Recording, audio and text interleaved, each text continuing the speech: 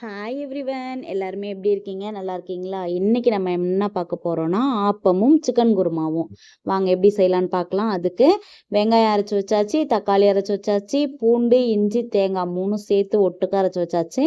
அதுக்கப்புறம் பட்டை, கிராம்பு, ஏலக்காய் அந்த ஐட்டம் எடுத்தாச்சு. இப்போ எண்ணெயில் வந்துட்டு பட்டை, கிராம்பு, ஏலக்காய் போட்டுட்டு, கருவேப்பிலை போட்டுட்டு, அதுக்கப்புறம் வெங்காயம் அரைச்சி வச்சதை போட்டுட்டு நல்லா கோல்டன் கலர் ஆனதும் தக்காளி சேர்த்துடணும். தக்காளி சேர்த்துட்டு நல்லா வதங்கினதுக்கப்புறமா எண்ணெய் பிரிஞ்சு வந்ததுக்கப்புறமா நம்ம சிக்கன் வந்து 1/2 கிலோ இதுக்கு நம்ம சேர்க்குறோம். 1/2 கிலோ சேர்த்துட்டு நல்லா வதக்கி விட்டுருங்க.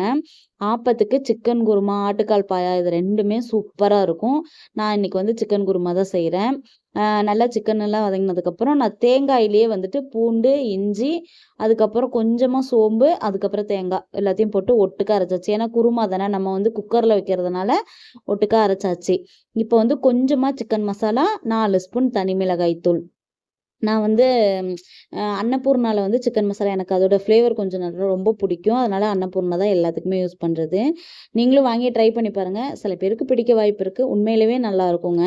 இப்போ மல்லித்தூள், மஞ்சத்தூள் சேர்த்துட்டு நல்லா கலக்கி விட்டுருங்க. நான் வந்து இதில் வந்து முட்டை சேர்த்துக்க போகிறேன். ஏன்னா நான் 1/2 கிலோ தான் சிக்கன் வாங்கினேன். முட்டை வந்து சிக்கன் குழம்போட வேகும் போது நல்லா இருக்குங்க, நல்லா டேஸ்ட்டாக இருக்கும். அது எங்களுக்கு எல்லாருக்குமே பிடிக்கும். அதனால் நான் முட்டை சேர்த்துக்க போகிறேன். 4 முட்டை வேக வச்சுருக்கேன். சேர்த்திட்டு நல்லா வதக்கி விட்டுறலாம்.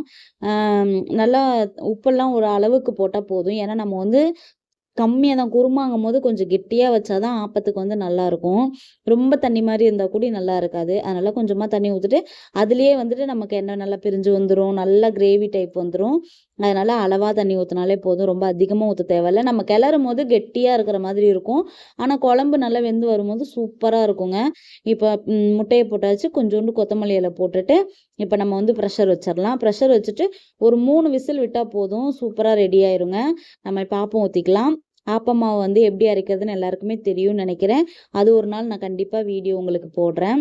இப்போ வந்து நல்லா ஆப்பத்துக்கு வந்துட்டு நான் வந்து ஈஸ்டெல்லாம் எதுவுமே சேர்க்கலை. லைட்டாக ஆப்ப சோடா மட்டும் லைட்டாக சேர்த்துருக்கேன், ரொம்ப அதிகமாக இல்லை. ஏன்னா வயிறுக்கு கேடாயிடக்கூடாதுன்றதுக்காக லைட்டாக சேர்த்துருக்கோம். நல்லா சூப்பராக வந்துடுச்சு பார்த்தீங்க.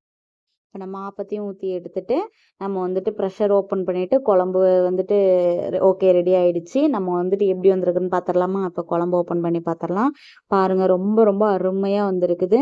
இப்போ நம்ம ஆப்பத்தோடு வச்சு சாப்பிட்டா அவ்வளோ சூப்பராக இருக்கும். இந்த மாதிரியான யூஸ்ஃபுல்லான குக்கிங் வீடியோஸ் அண்ட் பியூட்டி வீடியோஸ்க்காக நம்மளோட சேனலை லைக் பண்ணுங்கள், ஷேர் பண்ணுங்கள், கமெண்ட் பண்ணுங்கள், அப்புறம் சப்ஸ்கிரைப் பண்ணுங்கள்.